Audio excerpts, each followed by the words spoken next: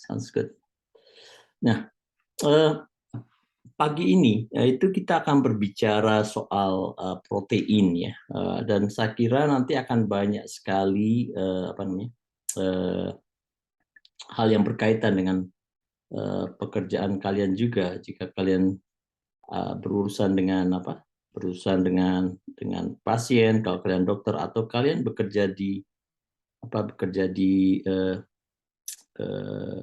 di industri ya. Nanti saya akan coba bahas juga masalah itu. Jadi kita akan berbicara tentang protein structure function ya. Dan saya tambahkan sedikit tentang disease related ya. Karena ya saya sebagai dokter, saya mencoba untuk memberikan makna dalam setiap kuliah saya. Jadi apa tujuan kalian belajar dari apa yang saya sampaikan pagi ini ya. Jadi jika kalian lihat bahwa struktur protein itu sebenarnya terdiri dari tiga kategori yang bisa, atau 4 kategori yang kerap kita coba bahas. Yaitu yang pertama adalah primary structures. Yang disebut dengan primary structure itu hanya mengandung amino acid sequences. Jadi sequences atau urutan dari amino acid saja. Phenylalanine, leucine, isoleucine atau apapun bentuknya. Dan ini saya coba berikan berapa standar genetic code ya. Jika misalnya kalian mendapatkan U pada basis pertama dan U pada basis kedua, itu maka dia akan merupakan golongan phenylalanine. Tidak peduli base yang ketiganya seperti apa. Nah, silakan kalian coba pelajari itu secara baik-baik. Nah, amino acid ini tersusun dan di manusia itu hanya almost, I think is only 20 amino acid sequences yang kita miliki, dan itu bisa bervariasi sekali ya bentuknya, dan itu yang akan membuat structures protein yang kita bentuk ya. Yang kedua itu adalah, jadi hanya satu lembar saja ya. Yang kedua yang kita sebut dengan secondary structure atau yang kita sebut dengan regular substructure, dan biasanya ini adalah dari dua amino acid sequences yang terlipat. Apakah itu bentuknya seperti yang Anda lihat di sini, seperti alpha helix, jadi dia berputar ya. Jadi kalau kita berhadap-hadapan, itu Anda bisa lihat kalau ada dua tangga dihadapkan, apa yang terjadi? Panjang sekali, bukan?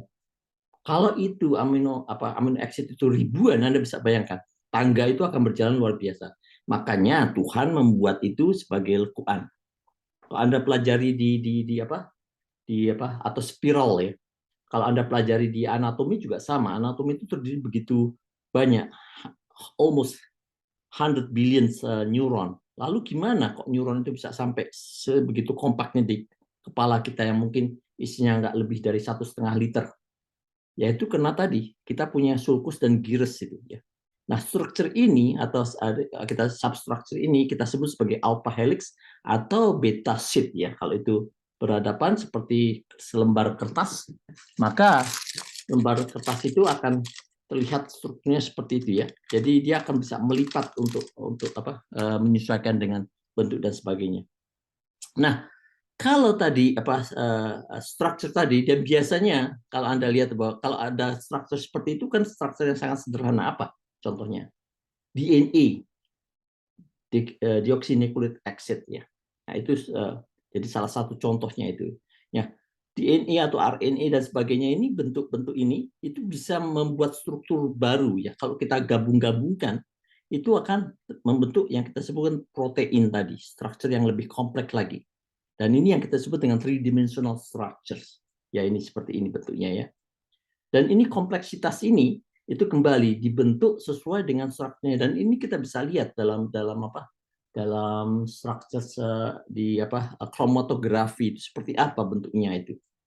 Ya, jadi sekarang orang tidak hanya bisa membayangkan, dulu kita seperti apa bentuk molekul dan sebagainya. Sekarang dengan teknologi yang terbarukan kita bisa melihat itu. Termasuk tadi kalau dalam protein itu ada protein untuk couplingnya, kita bisa melihat struktur couplingnya, docking site-nya kita bisa melihat itu ya. Lalu yang keempat ini yang lebih kompleks lagi. Jadi ya kita sebut dengan protein molekul itu dia merupakan gabungan dari beberapa tertiary structures. Dan kadang-kadang yang menjadi masalah kompleks protein ini membuat masalah baru. Kenapa? They are very heavy. Dia dia dia apa? Dia sangat berat. Dan kadang-kadang beratan ini akhirnya apa? Ketika dia mau membelah diri tidak bisa, sehingga terjadi aggregated protein, dan ini yang membuat masalah atau membuat menjadi sebuah penyakit, ya. Nanti kita akan bahas lebih detailnya, ya. Ya, seperti yang saya katakan tadi bahwa structure tadi bisa bersifat apa namanya? Bisa bersifat primary, di mana seperti yang saya katakan ini hanya made out from long exit, ya. Dan biasanya seperti yang saya sampaikan tadi, it is that only around 20 amino acid, ya, yang dilihat dari human body. Sementara kalau itu secondary protein, tadi sempat saya bahas, ya, itu seperti alpha helix, ya. Dan biasanya grupnya ya seperti yang katakan hydrogen, dia dia dia apa disatukan oleh yang kita sebut dengan hydrogen bond. Dan kalau Anda dengar bahwa hydrogen bond itu adalah hidrogen hidrogen sehingga mudah sekali lepas, ya. Dan ini memang ada tujuannya kenapa kok mudah dilepaskan, ya. Lalu ada yang kita sebut dengan tadi beta plated sheet yang saya katakan seperti selembar kertas itu. Nah, ya. Dan ini bisa juga extended seperti bentukan yang lainnya. Lalu yang ketiga itu adalah tertiary structures atau struktur yang ketiga, dan biasanya ini merupakan tridimensional site seperti polypeptide, ya, chain, ya. Ini banyak dipakai misalnya ketika kita mencoba mengukur protein-protein dengan PCR dan sebagainya, kita dengar itu sebagai polychain reaction, ya. Jadi itu yang kita coba ukur, ya. Dan ini bisa sifat polar, non polar, acidic atau basic, ya. Nanti kita akan bahas lebih lanjut karena ini sangat terkait dengan pola mudah lepasnya, lalu bagaimana structure itu bisa larut dalam kondisi tertentu dan sebagainya. Dan yang empat yang saya katakan tadi itu bentuknya adalah quaternary protein, ya, atau protein subunit yang biasanya terjadi multi subunit, ya, atau multiple polypeptide chain, ya. Dan ini seperti yang saya katakan sifatnya ada agregasi atau gabungan dari beberapa polipeptid, apakah itu 2, 3, 4 dan seterusnya, ya. Nah, protein structure seperti katakan. Protein yang merupakan molecular biology yang ada di dalam tubuh kita di any part of the cell, apakah itu sel tumbuhan, apakah itu sel hewan dan sebagainya, ya. Dan protein ini merupakan polimer dari amino acid, ya. Yang tadi yang saya katakan di link atau digabungkan dengan peptide bond, ya, tadi. Nah, peptide bond ini bisa bersifat acidic atau maksud saya bisa melalui hydrogen bond atau yang lainnya, ya, sifatnya. Nah, jika protein itu kita lakukan hydrolysis, kita pecahkan, itu dia akan menjadi peptide. Kalau kita hydrolysis kembali, tadi menjadi gabungan dari amino acid tadi, ya. Nah, protein function itu seperti yang saya sampaikan tadi, itu bentuk yang 3D tadi, itu bisa memperlihatkan dari fungsinya itu sendiri. Salah satunya yang seperti saya katakan itu adalah di mana dia terjadi coupling atau terjadi pada reseptor-reseptor protein tertentu di dalam sel dan di dalam sel-sel seperti saraf, sel-sel yang lain dan sebagainya, ya. Nah, dan protein ini juga bervariasi sekali, ya, Pak. Maksud saya itu adalah sifat dari protein ini bisa sifatnya resid, tapi juga bisa bersifat fleksibel. How can? Kok bisa? Ya, ini tergantung dari bone yang ada tadi. Sebagai contoh, ya, protein-protein yang membentuk satu skeleton atau connective tissue, ya, seperti misalnya tulang kita ataupun tendon kita dan sebagainya, itu sangat sangat keras, bukan? Ya, jadi di sini kita bisa melihat fleksibilitinya, ya. Ya, jadi di situ tergantung dari fleksibilitas itu bisa dilihat dari springnya, dari lever bagaimana satu protein dengan protein lain itu digabungkan. Nah, nah properti dari protein tadi seperti yang saya katakan, protein itu umumnya diikat oleh hydrogen bond ya. Jadi sifatnya cukup kompleks ya seperti yang saya katakan.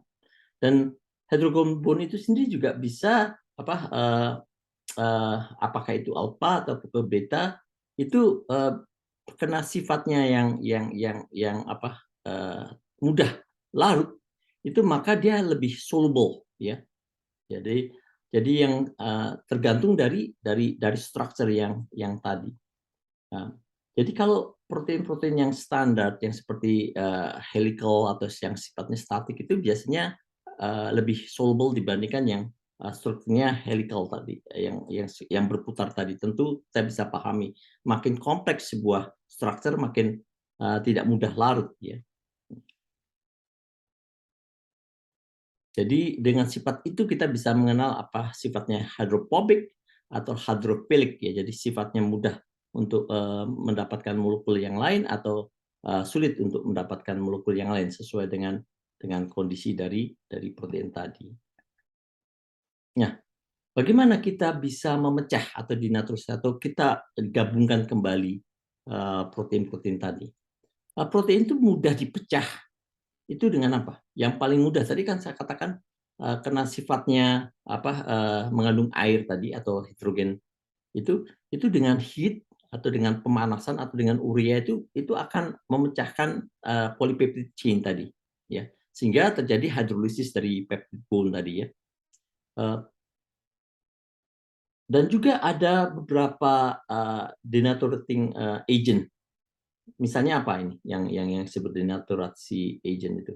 Contoh yang paling mudah yang Anda kerap pakai itu ketika baju Anda kena misalnya oil atau Anda sedang masak terus kena minyak-minyak dan sebagainya. Itu apa yang dipakai? Deterjen. Deterjen. Ya. Jadi deterjen itu dengan mudah memecahkan tadi primary structure tadi. Makanya banyak sekali deterjen yang digunakan itu tujuannya sebenarnya sangat sederhana untuk memecahkan barang-barang yang melekat pada barang-barang atau piring atau gelas atau baju kita dan sebagainya ya. Jadi ini kerap sebagai, tetapi kita juga bisa mengembalikan tadi structure tadi ya.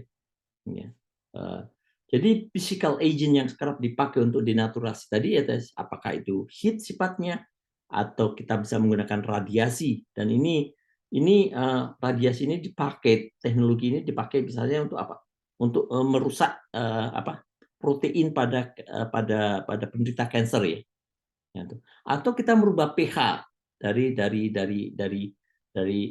protein tadi. Karena seperti yang saya katakan tadi, protein itu bisa bersifat acid, bisa bersifat basic ya, tergantung bagaimana kondisinya. Dan yang menariknya, misalnya sebagai contoh beberapa protein itu sifatnya hanya bisa hidup pada kondisi basic. Misalnya sebagai contoh cancer itu umumnya adalah C. Maka media atau milieu dari cancer itu jika kita ubah menjadi basic, maka banyak sekali sel-sel yang mati. Nah, teknologi ini kerap dipakai dengan memberikan agent tertentu untuk merubah pH pada lingkungan tadi ya. Lalu apa yang lain adalah chemical agent tadi seperti urea dan sebagainya ya. Yang tadi saya katakan bahwa protein itu bisa dinaturasi dengan heat, tetapi juga kita bisa mengkoagulasi kembali. Yang menariknya seperti ini ya. Anda mungkin bisa memahami kalau misalnya minyak ya, kalau kita panaskan apa yang terjadi? Itu kan meleleh. Sama juga misalnya mentega, itu kan sangat meleleh. Itu meleleh. Kalau kita dinginkan atau kita masukkan kulkas, tadi dengan heat kita bisa, kalau kita kita bisa pecahkan, kalau dengan cold apa yang terjadi? Agregasi kan, yang berkumpul kembali. Ya. Dan itu banyak sekali tadi protein tertentu dengan kita memahami mekanismenya, kita bisa mencoba untuk merubah pola-pola tadi, ataupun ketika kita membentuk sesuatu. Sebagai contoh misalnya protein yang tidak ya heat coagulable misalnya sebagai albumin ya. Albumin itu sangat sukar untuk kita pecahkan dengan heating, tapi globulin itu dengan mudah itu kita bisa pecahkan dengan heating dengan pemanasan sendiri. Atau yang lain adalah kita mencoba dengan isoelektrik ya, atau dengan tadi yang saya katakan berubah pH dari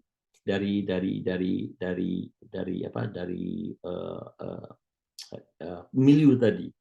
Ini mungkin mengingatkan saya pada kolega saya Pak Warsito itu yang mungkin Anda pernah dengar. Dia menciptakan alat yang namanya ya, seperti apa namanya jaket anti kanker ataupun ya yang dia lakukan. Saya pernah datang ke laboratorinya, terus kemudian dia berbicara soal tentang electric currents ya.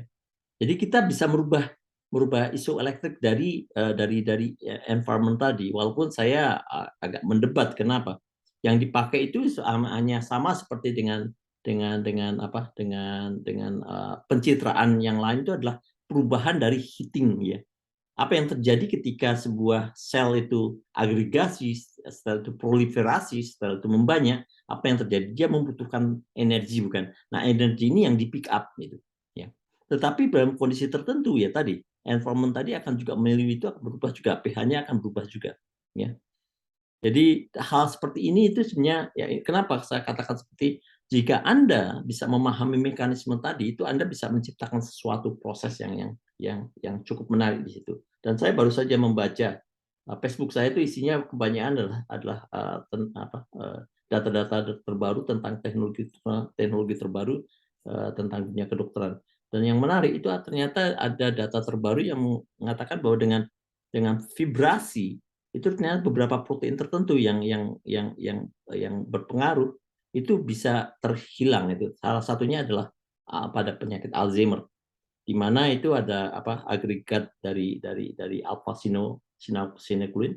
Kenapa? Dia punya polypeptide chain yang sangat kompleks dan sangat besar, sehingga dia sangat agregasinya sangat terlihat sekali. Dan yang menarik tadi, dengan vibrasi itu bisa menghilangkan. Logikanya gimana? Logikanya sangat sederhana. Tapi seperti yang saya katakan tadi, polipeptide chain itu kan terdiri dari banyaknya polipeptid. Kalau dengan vibrasi itu kan menggetarkan dari bone-bone yang tadi atau sambungan satu dengan yang lain, sehingga terjadi pecahnya itu. That makes sense to me. Nah, hal seperti ini loh yang saya maksud. Jadi sehingga saya kalau mengajarkan sesuatu itu kepada mahasiswa itu logic, and logic ya. Saya ingin Anda juga ketika belajar sesuatu itu harus demikian. Nah, bagaimana protein saya kembali saya mengulang lagi. Jadi linear sequences tadi ya, primary protein itu sifatnya sangat linear. Jadi ya hanya terdiri dari sequences dari amino acid tadi. Sangat sederhana dan mudah sekali kita pecah-pecah. Dan ini karena sifatnya amino acid yang sangat kecil, dia bisa moving easily ya kemanapun, dan struktur ini juga mudah diabsorpsi di mana saja. Kalau misalnya primary structure ini kita gabungkan ya dengan tadi karbon, hidrogen, oksigen, sulfur dan sebagainya, maka akan terjadi secondary structure tadi, apakah bentuknya alpha helix atau beta sheet tadi yang saya katakan ya. Yang tujuannya adalah untuk memperluas permukaan dan memudahkan tadi. Dan ini bisa mengandung bone-bone yang lain atau mengandung ikatan lain selain karbon dan hidrogen tadi, bisa nitrogen, bisa sulfur, atau bahkan bisa juga metals ya, tergantung dari exposure yang dia dapatkan. Dan protein yang tadi saya katakan itu umumnya terjadi 20 tipe dari amino acid, dan ini akan memberikan structure atau memberikan perbedaan satu amino acid dengan amino acid yang lain ya. Ya tadi kembali kalau misalnya itu dari secondary structure itu bergabung, itu bisa menjadi tertiary structure yang lebih kompleks lagi, dan jika itu tertiary structure itu atau polypeptide chain itu bergabung lagi, dia bisa membuat yang kita sebut dengan quaternary structure. Dan ini sebenarnya sangat jarang sekali terjadi, kecuali kalau terjadi agregasi pada proses penyakit. Nanti kita bisa lihat itu. Nah, jadi dengan mudah saya coba buat klasifikasi dari protein itu. Kalau yang simple protein tadi ya dengan hidrolisis dan sebagainya itu dengan mudah kita bisa membagi ya, seperti fibrous protein seperti keratin, elastin atau kolagen dan sebagainya, atau yang globuler yang lebih kompleks lagi ya, itu seperti albumin, globulin, glutein atau histone ya. Nah, jika protein-protein itu terjadi konjugasi atau bergabung dengan apa uh, metal atau dengan kalau boleh saya sebut itu dengan bentuk yang lain atau molekul lain seperti nukleus, maka menjadi yang kita sebut dengan nukleoprotein. Kalau itu mengandung metal seperti fosfat akan menjadi fosfoprotein. Kalau dia bergabung dengan lipid atau lemak, maka akan menjadi lipoprotein. Kalau dia bergabung dengan metal, ya seperti ferrous dan sebagainya, itu menjadi metaloprotein dan sebagainya. Jadi ingat bahwa simple protein adalah protein yang sederhana, fibrous atau globular dengan type-nya sendiri-sendiri. Kalau itu conjugate dengan non protein, maka akan berubah sesuai dengan apa yang terkait di dalamnya. Kemudian ada yang kita sebut dengan derived protein. Nah, ini sebenarnya conjugate dari protein tadi ya. Misalnya proteon atau metaprotein tadi yang dari metaloprotein, dia menjadi menyatu ya, atau jadi menjadi koagulit. Atau misalnya proteinnya proteases dan pepton atau peptides dan sebagainya itu adalah derivat dari protein itu sendiri atau bentukan lain dari protein. Nah, molecular weight ya. Ya, jadi protein itu sebenarnya punya molecular weight yang biasanya kita gunakan Dalton ya. Ya. Itu bisa kita, kalau yang pernah melakukan misalnya namanya. Sayang sekali saya tidak menggunakan gambar ya. Pada Western blotting ya. Jadi kita bisa running protein itu, nah maka dengan gradiasi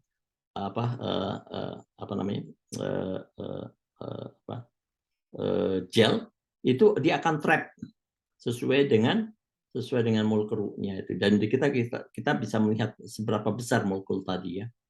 Ya, jadi average amino acid itu biasa kita bagi menjadi 110. Nah, ini kita multiply by how many dari 110 tadi ya. Jadi dan ini yang saya katakan tadi, komposisi ini yang membentuk molecular weight itu different, dan range-nya itu bisa sampai dari 5.000 sampai ya billion ya, bukan hanya million, billion Dalton ya. Jadi biasa kita pakai KD atau kilo Dalton untuk Nah, yang menariknya ini saya katakan, yang menarik itu molekul-molekul tadi yang saya katakan protein itu bisa yang kecil dan juga yang bisa sangat besar seperti yang Anda lihat, bisa billion Dalton itu. Nah, beberapa protein itu terlalu besar ya, sehingga umumnya dia tidak di trapping oleh letaknya, tapi dia sirkuler, misalnya dalam pembuluh darah, dalam plasma dan sebagainya. Dan ini punya efek juga ya. Sebagai contoh misalnya karena saya seorang neuroscientist, itu saya banyak berbicara soal penyakit di otak. Itu otak kita tuh punya pembuluh darah otak ya, sawar darah otak ya, atau blood-brain barrier ya. Dan itu hanya molekul-molekul kecil saja yang bisa masuk ya. Di bawah, kalau tidak salah di bawah 60 kilodalton atau mungkin di bawah 50.000 kilodalton, sehingga molekul sangat kecil yang besar, sehingga di dalam liquor cerebrospinal kita atau CSF itu, di dalam cairan otak kita itu sehingga tidak ada protein di dalam, dan jika ada terjadi protein di dalamnya itu berarti ada proses infeksi di otak tadi ya. Itu konsekuensi dari adanya pembuluh darah otak, dan memang Tuhan ciptakan itu agar tidak mudah penyakit itu bisa masuk ke dalamnya ya. Kecuali ya ini kemarin kita punya masalah dengan virus corona ya. Corona itu virus itu sangat kecil, maka banyak sekali virus yang lebih mudah menyerang otak ya, sehingga terjadi meningitis atau encephalitis dan sebagainya itu. Ya. Dan juga itu yang menyebabkan masalah kita untuk memberikan pengobatan pada penyakit-penyakit otak. Kenapa? Karena tadi molekul-molekul drug yang besar itu tidak bisa menembus pembuluh darah sawar otak tadi ya. Lalu berikutnya adalah post translational modification. Nah ini terjadi jika dalam sel di mana protein itu dilakukan sintesa yang di dalamnya adalah ribosom ya. Nah di situ ada banyak proses yang terjadi. Apakah itu proses fosforilisasi, apakah itu proses glikosilasi, apakah itu ribosilasi atau metilasi dan sebagainya. Ini tergantung dari kondisi tadi ya. Kondisi dari sel itu apakah dari sel pembelahan sel atau sel itu mendapatkan respon dari yang lain. Juga termasuk ya translasi ini atau post translasi ini itu bisa dipengaruhi oleh faktor di dalam ya genetik dan sebagainya background, tapi juga bisa dipengaruhi oleh lingkungan. Ya. Apa yang kita sebut dengan genetik dan bukan metagenetik ya. Aduh, kok saya lupa ya. Jadi di lingkungan juga akan bisa mempengaruhi kondisi dari sebuah sel itu sendiri sehingga terjadi metilasi atau dimetilasi dari tadi ya. Dan ini akan merubah juga karakter individu dan sebagainya dan sebagainya. Nanti mungkin suatu saat saya akan coba membahas lebih dalam tentang hal ini. Lalu bagaimana kita bisa mengukur properti dari protein tadi? Yang paling mudah itu kita ini kalau nggak salah di SMA sudah pernah dilakukan kalau kalian yang di jurusan biologi atau jurusan kimia ya, dengan kita sebut dengan Biuret test ya. Jadi kita punya 2 ml solution yang mengandung protein dan kita tambahkan sodium hydroxide ya, lalu ditambah kuprun sulfat. Nah, nanti kita akan melihat adanya peptide itu, adanya perubahan warna atau color formation di mana peptide itu berisi itu adalah hal yang paling mudah, adanya protein atau tidak adanya protein. Dan ini kerap dipakai juga kalau di daerah kalau mereka mau melihat adakah infeksi pada misalnya cairan otak dan sebagainya, itu dengan Biuret test itu adalah hal yang paling sederhana. Yang kedua itu kita gunakan dengan ninhydrin test. Ini ada yang namanya disebut dengan ninhydrin solution. Tinggal ditambahkan dengan satu protein kemudian kita heating. Nanti kalau memang terjadi perubahan warna menjadi violet ya, warna ungu, maka itu ada menandakan adanya alpha amino acid di dalam protein tersebut ya. Nah, sekarang kita bicara hal yang lain, yaitu tentang fungsi dari protein sendiri. Sudah of course ya, sudah tentu bahwa protein ini play a big role ya, punya banyak fungsi yang sangat penting pada proses biologi ya. Apa saja ya, bisa menjadi bersifat sebagai katalis terjadinya perubahan. Juga dia membawa transport dari molekul-molekul lain. Tadi saya katakan dia bisa membawa metaloprotein. Contohnya apa? Contohnya pembuluh sel darah merah kita itu mengandung metaloprotein. Dia bisa mengikat virus, bukan? Dan virus ini bisa mengikat oksigen. Nah, dan hal seperti itu. Jadi transportasi dari molekul itu sangat penting juga dan protein ini memegang peranan itu. Atau juga dia bisa menjadi storage untuk molekul-molekul lain tadi. Dan umumnya juga bisa bersifat sebagai mechanical support ya, kita tahu misalnya sebagai satu skeleton atau sebagai tendon dan sebagainya itu. Dan yang paling banyak kita bahas itu dalam dunia kedokteran itu dia memberikan immune protection, jadi memberikan kekebalan dalam tubuh si makhluk ya. Juga bisa generate movement terutama pada protein yang bertindak di dalam muscle kita, dan juga bisa menjembatani untuk nerve impulse ya. Dan tentunya yang paling penting dan terbanyak dipakai adalah untuk sel-sel growth atau diferensiasi dari sel-sel di dalam tubuh.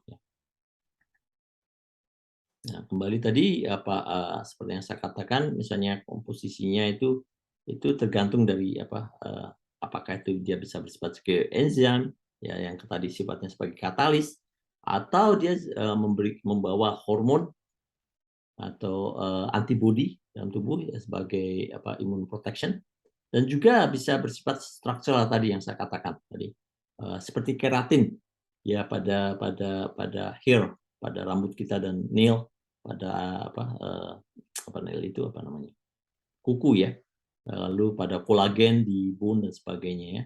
Dan seperti yang saya sampaikan, dia membawa informasi genetik. Nanti saya akan juga bahas lebih detail. Sekarang sudah era untuk genetik terapi dan sebagainya, itu protein itu memegang peranan yang sangat penting. Jadi seperti yang saya katakan tadi, dia membawa transport dari oksigen dan karbon dioksida ya. Karena hemoglobin yang ada pada red blood itu eritrosit kita itu mengandung virus, dan ini ikatannya itu sangat sangat sangat berpengaruh sekali ya. Dan ada special enzyme di sana. Mungkin nanti akan dibahas lebih detail pada mereka-mereka yang belajar di dunia kardiovaskuler ya. Lalu bisa juga untuk interstitial fluid pada plasma protein, dan juga blood clotting seperti trombin, fibrinogen dan sebagainya. Jadi Anda bisa lihat bahwa protein memegang peranan yang sangat sangat sangat penting sekali ya. Ya, tadi seperti saya sampaikan, juga untuk movement seperti pada muscle kontraksi, itu dia ada di dalam aktin dan myosin pada myosit kita, atau sel sel sel apa namanya, sel muscle yang ada di dalam tubuh kita ini. Ya, kembali ini hanya ulasan kembali, bisa fungsinya sebagai antibodi tadi yang dia bisa imunoglobulin dan untuk memberikan imun sistem pada tubuh. Lalu juga enzim ya, seperti contohnya misalnya phenylalanin atau hidroksilase, dan juga bisa membawa informasi, contohnya seperti hormon dan sebagainya. Jadi ini koordinasi antar sel dalam tubuh. Structural itu yang tadi saya sampaikan, jadi pada muscle sel kita itu sangat sangat sangat penting ya gerakannya. Lalu transport tadi ya, seperti yang saya katakan pada red blood cell, di mana ferritin yang ada pada hemoglobin itu bisa membinding oksigen atau karbon dioksida, sehingga kita pertukaran oksigen dan karbon dioksida itu bisa berjalan secara sempurna ya. Nah, seperti yang saya sampaikan tadi, bahwa protein itu bukan end product ya. Jadi diawali ya, tadi dalam nukleus itu ada DNA, jadi gabungan dari alpha helix ya tadi, itu akan terjadi transcription, lalu di situ akan ditranslasikan dan dibawa melalui messenger RNA ya, dan di situ akan dibentuk protein yang sesuai, dan informasi tentang gene tadi ya, atau gene DNA ini yang kita sebut dengan RNA itu ada pada sel bodies tadi ya. Nah, ini semua tadi apa yang kita sebut tadi itu ada pada yang kita sebut dengan sequences dari nucleotide atau yang disebut dengan codon ya. Dan ini akan dibawa informasi tadi itu dengan apa yang kita sebut dengan transfer RNA atau tRNA untuk mengassembly dari protein-protein tadi. Jadi hanya satu persatu itu dibuat ya. Dan translasi ini sangat penting ya.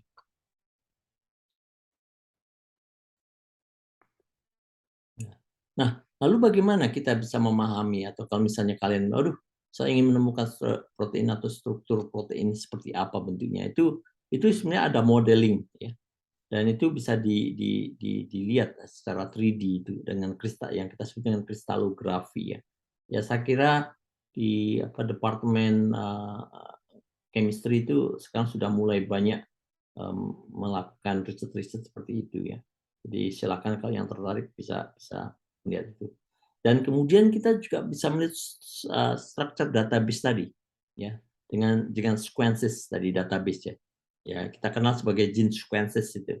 Dan kebetulan ini apa Indonesia ini Pak Budi Gunawan Menkes kita itu tertarik untuk melakukan gene mapping yaitu untuk seluruh Indonesia, walaupun saya agak menentang karena kita masih membutuhkan apa infrastruktur yang cukup untuk itu. Jadi mereka membutuhkan yang disebut dengan DTO, Digital Transformation Office, dan saya membantu sebagai konsultan di sana. Tapi kembali saya melihat kita masih belum siap untuk hal seperti itu, walaupun di US itu atau di Europe itu sudah berlaku. Tetapi kembali tujuan dari sequences database ini sebenarnya sangat penting untuk apa? Untuk masa depan itu pengobatan akan bersifat individual, ya, atau yang kita sebut dengan personalized medicine. Ya.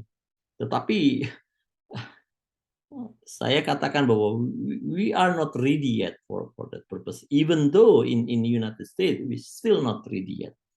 Hanya untuk penyakit-penyakit tertentu yang banyak kita bisa lakukan seperti rare diseases ya, penyakit-penyakit tertentu yang belum ada pengobatannya dan sifatnya mempunyai genetic background. Sementara database yang besar itu sampai sekarang belum banyak berguna ya untuk melihat. Nah, ini juga bisa dilakukan dengan yang kita sebut computational biology ya, dengan structure. Maka untuk menghitung, melihat, mengklasifikasi, mengklaster dan sebagainya itu data yang begitu besar. You can imagine itu data itu bisa billion atau million, bukan hanya million tapi billion atau trillion informasi tadi. How can we do? Ya, untuk mengklaster tadi, ini mana jin yang terkait dengan A, mana jin yang terkait dengan cancer, mana yang terkait dengan disease yang lain, mana yang terkait dengan penyakit diabetes mellitus sebagai contoh, atau penyakit gula dan sebagainya. Itu bisa di-cluster tadi dengan computational biology, lalu diurutkan atau diurunkan dengan apa yang disebut informasi atau bioinformatic. Nah, itu banyak sekali. Itu bisa dilihat dari strukturnya maupun desainnya. Berarti kita bisa mengklasifikasi berapa banyak kaitan satu sama lain dan sebagainya itu. Dan ini memerlukan database ya. Dan jika yang tertarik ini bisa dipelajari juga. Nah, seperti yang saya katakan tadi bahwa jika protein itu akumulasi, maka yang terjadi adalah agregasi dari protein. Dan ini jarang sebenarnya tidak terjadi pada proses yang normal. Tapi pada proses penyakit itu agregasi itu bisa terjadi. Lalu what the background?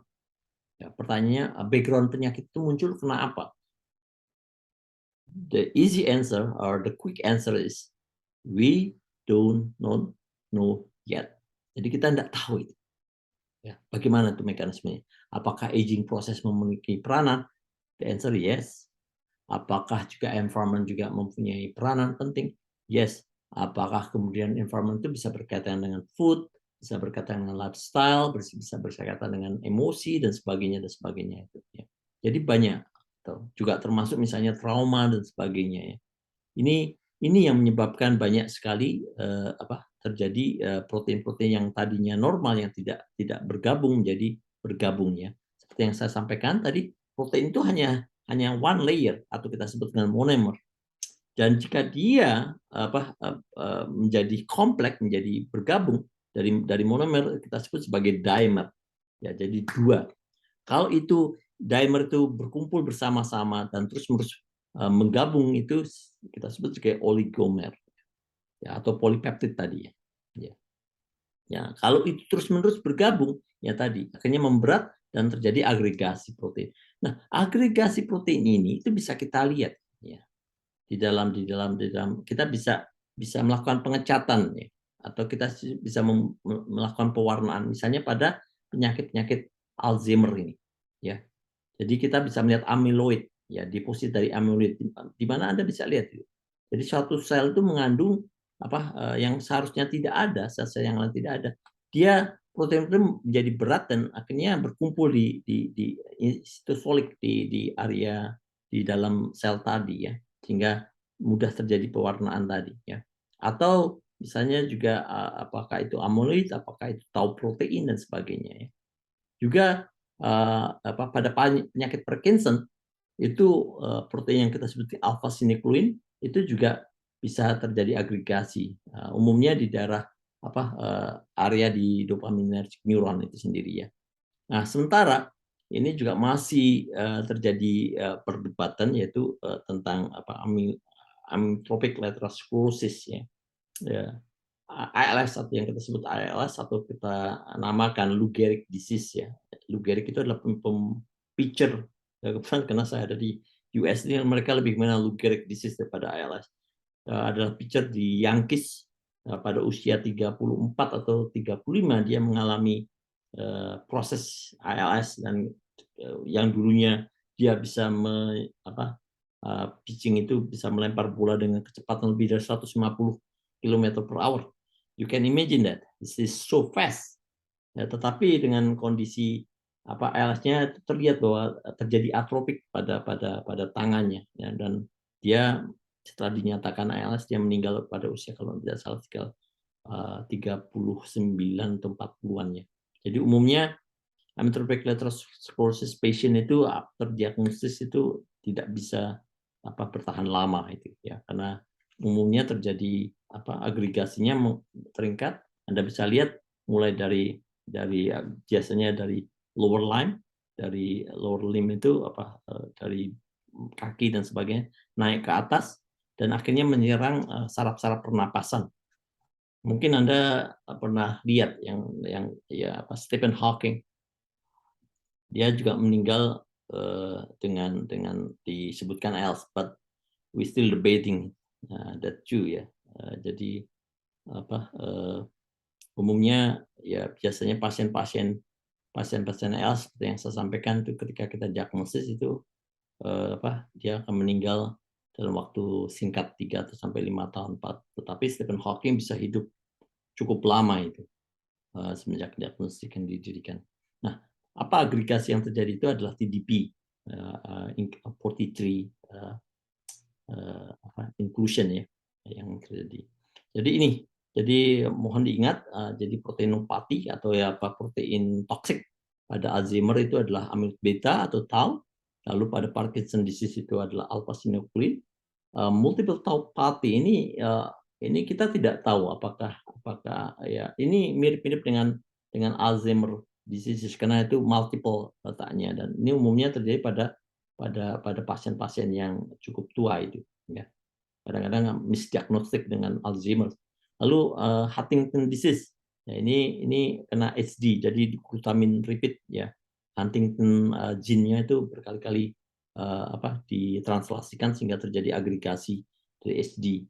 Lalu amyotrophic lateral sclerosis seperti yang saya katakan itu juga salah satu gene yang berpengaruh itu adalah superoxide dismutase ya, one ya. Dan banyak lagi tipe, salah satunya spongiform dan juga familial amyloidotic polyneuropathy ya. Ya kebetulan saya tadi sempat lihat pasien, dia adalah Pakistani ya, tapi saya lihat ketika saya membaca MRI-nya itu dia bukan terkena ALS tapi lebih banyak kena jepitan dari vertebrae saja sehingga terjadi kelemahan pada lower extremity-nya ya. Nah, kembali ya, jadi protein agregasi tadi itu dari native protein tadi itu apakah itu dengan chaperone. Chaperone ini adalah kalau bahasa Inggrisnya chaperone itu adalah asisten, ada orang yang membantu ya. Tetapi kadang-kadang di istilah di molekular biologi, molekular chaperone ini ada protein yang mengakses sehingga terjadi folding atau terjadi protein yang melipat ya. Ya. Jadi seharusnya kalau dia bisa dari native protein itu bisa terpecah, tapi kalau dia mengagregasikan terjadi fibril formasi dan sebagainya, maka akan terbentuk extracellular aggregate tadi yang besar. Kalau itu berkumpul banyak. Tetapi ini juga bisa yang tadinya oligomer itu dengan pemecahan dari protosium dan yang dalam tubuh dan sebagainya, kita bisa normalize menjadi peptide atau dinormalize melalui pagosum atau dari lisosum yang mempagosite dari sel protein-protein tadi, sehingga terjadi yang kita sebut autophagy. Tapi jika mekanisme ini tidak bisa dilakukan, ya, maka proses tadi akan terus berulang sehingga terjadi formasi dari fibril atau fibril itu adalah panjangnya protein-protein yang tadi dan akhirnya terjadi agregasi tadi, ya. Nah, ini yang sederhana saja saya coba sampaikan, saya coba ambil dari beberapa website. Jadi Alzheimer disease itu polipeptide tadi itu kalau bergabung terus-menerus, ya, yang sebenarnya amyloid beta itu sangat pendek, tapi kalau digabung-gabungkan seperti pensil itu akan makin lama makin banyak sehingga menjadi plaque atau amyloid plaque, ya. Kalau ini tahu protein dan itu terjadi phosphorylated adalah aktivasi dari protein itu. Sebenarnya phosphorylated protein itu penting, tapi kalau fosforilasinya terus-menerus yang terjadi apa yang terjadi? Yang simple tadi yang seharusnya bisa selesai itu bergabung dan tidak berhenti, maka akan terjadi yang kita sebut dengan MFT atau neurofibrillary tangle, ya. Hal yang sama terjadi pada Parkinson disease. Jadi dia membuat protein yang kita sebut alpha-synuclein yang memang sebenarnya simple dan kemudian dipecahkan oleh protosium ataupun pagosum. Tapi kalau itu tidak proses tadi tidak bisa bisa autophagy ataupun protosium itu tidak bisa berjalan, maka akan terjadi kumpulan dari alpha-synuclein yang kita sebut dengan Lewy bodies, ya. Hal yang sama pada Huntington disease. Ini seperti yang saya katakan. Jadi Huntington itu dia punya gene yang repeatable, yang berulang. Kalau misalnya mutasi tadi yang perulangan tidak berhenti dan terus-menerus, itu akan terjadi aggregated Huntington sehingga terjadi Huntington disease. Hal yang sama terjadi pada ALS, ya. Dan ini banyak sekali teori dan kita masih belum tahu mana yang major itu. Tapi kalau yang 95% itu yang tadi riset yang kami lakukan mulai dari di Wisconsin dan sebagainya, itu sebabnya umumnya ada genetic background superoxide dismutase. Dan jika genetik tadi dari human SOD1 tadi kita ambil dan kita suntikan pada tikus, maka tikus itu akan bisa mengalami SOD agregasi tadi dan bisa menjadi mutant animal atau mutant ALS. Saya sempat beberapa kali memperlihatkan video bagaimana tikus yang terkena ALS itu sangat mirip prosesnya dengan apa yang terjadi pada human, di mana terjadi paralysis dari lower limb dan dia umumnya meninggal karena sudah involved pada pusat pernapasan atau biasanya pada C level, di mana phrenic nerve atau major nerve yang mempersarapi dari diafragma kita, itu yang disarapi oleh phrenic nerve itu menjadi mati karena adanya agregasi dari SOD tadi, ya.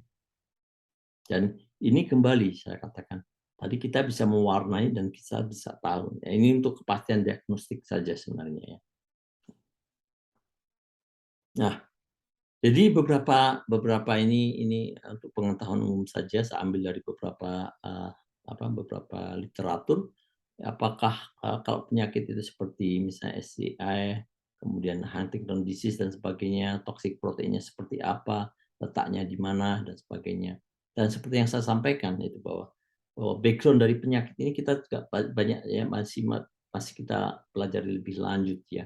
Apakah itu memang dari kelainan genetik, ya, atau ada genetic background. Tetapi juga seperti yang saya katakan tadi, environment juga bisa berpengaruh sekali. Proses metilasi dan dimetilasi itu sangat juga berpengaruh pada proses pembentukan protein. Jadi lingkungan dan genetik itu dua-duanya punya pengaruh yang sangat besar, ya. Lalu kemudian sitoplasma itu ya, dulu pernah kita dengan prion disease ya, yang banyak terjadi atau kita sebut apa namanya, mad cow ya, itu umumnya awalnya terkena pada manusia, pada hewan ya, pada cow itu kerbau, tapi kemudian bisa transmitted ke human ya.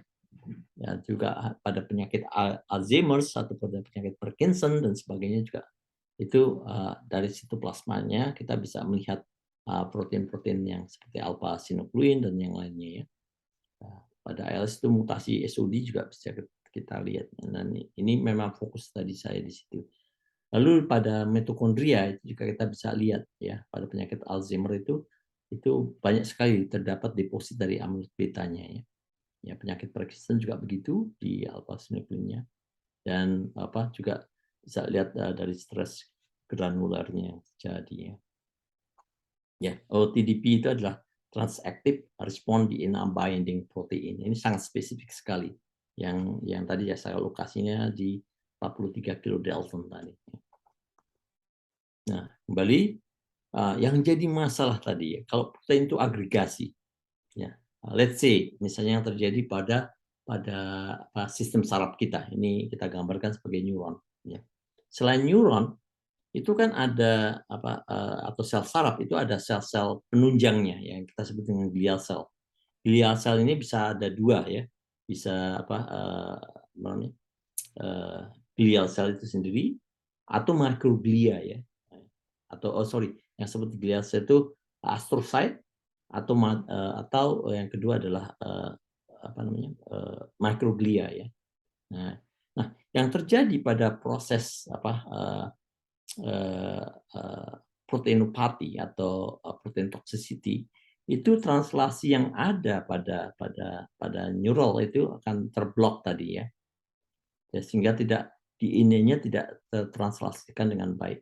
Dan jika informasi ini terjadi, maka dia akan membentuk satu plasmid inclusion tadi, misfold protein, yang akan berjalan di dalam cytoplasmic dan bahkan sampai pada aksonal ya. Dan ini akan diuptake oleh glial cell, apakah itu microglia, apakah itu astrocyte. Nah, yang terjadi adalah komunikasi dua tadi, sehingga oleh glial diuptake, tapi kemudian dikembalikan lagi. Jadi Anda bisa bayangkan, jadi glial cell ini dia mentransmitkan memberikan informasi antara sel juga, antara neural dengan neural lain ya. Selain neural juga punya hubungan sinaptik juga. Jadi jika Anda bisa bayangkan bahwa neuron dan neighboring glial cell-nya itu terjadi kerusakan, maka akan terjadi kerusakan secara menyeluruh ya. Dan ini yang kita khawatir atau kita takutkan ya.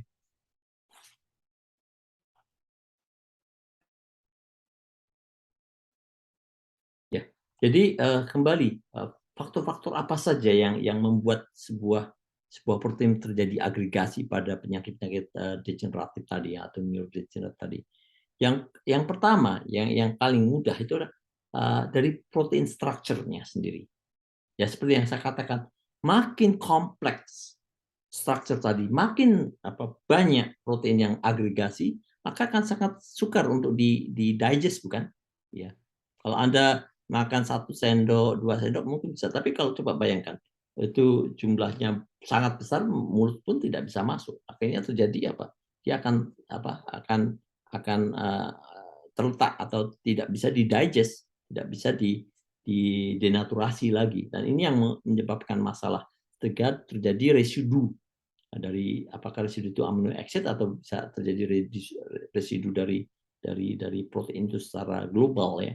Dan struktur ini akan menyebabkan masalah pada sel tadi, dan seperti yang saya katakan, sel ini akan mentransmit masalah tadi ke sel lain seperti glial cell yang menguptake tadi dan memberikan pada sel lain, sehingga terjadi seperti kalau bahasanya itu snowball phenomenon.